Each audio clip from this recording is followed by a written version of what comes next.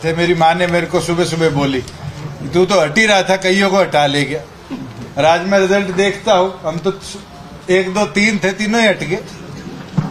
तो इसमें संशय मतभेद तो है ही नहीं कि मैं अगर सरकार से अलग हुआ या गया तो मेरे साथ मनोहर लाल जी भी गए, विद साहब भी गए, और तो और नीचे बेचारे सारे MOS भी गए। 5 विधायक नाराज चल रहे हैं। देखिए, संगठन की कार्रवाई जो भी होनी है संगठनिक तौर पर होगी। नाराजगी तो कईयों की होती है, कई वापिस भी आ जाते हैं। 5 रह गए थे, 2 आ गए, 3 रह गए, 3 में से कोई एक आधा और आ जाएगा, एक आधा चला जाएगा। ये तो राजनीतिक तौर पे आज से 2 महीने पहले मैंने विधानसभा में कह दिया था कि मौसम आ गया, अब कई आएंगे कई जाएंगे। पर उनकी मंत्री की आस तो पूरी नहीं हुई। चलो आप दिलवा दो शपथ। हरियाणा प्रदेश के नए मुख्यमंत्री ने एक बात कही कि हमारा सरकार का गठबंधन था। मुझे लगता है उन्होंने प्रभार नया संभाला है, उनको मनोहर लाल जी से पूछ लेना चाहिए था।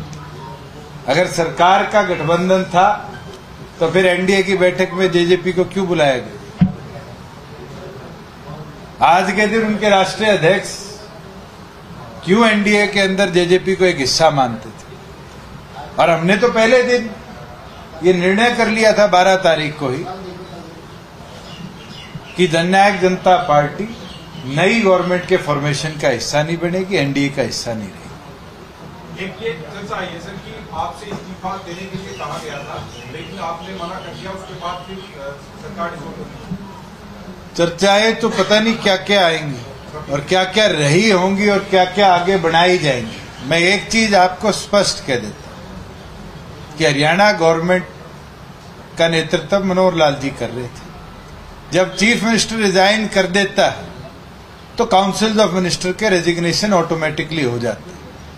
जैसे ही मनोहर लाल जी ने रिजाइन किया, मैंने उसी समय अपना ऑफिस हो, अपना स्टाफ हो, सारा रिलीव कर दिया था। मुझे कोई लालच नहीं था कि हम बैठे रहे या उस सरकार के चिपके रहे, उस कुर्सी के बैठे रहे। अभय चौटाला जी कुरुक्षेत्र से चुनाव लड़ रहे हैं, JJP भी कोई उम्मीदवार खड़ा करने जा रही है? पार्टी निर्णय करेगी। ये तो जैसे ही निर्णय होगा, 1 पे लड़ना है, 5 पे लड़ना, नहीं लड़ना, 10 पे लड़ना है, तो उसके उपरांत ही कैंडिडेट्स और कैंडिडेट्स की लिस्ट भी आपको होली के बाद तक डिस्कस करके हम बता सकते हैं।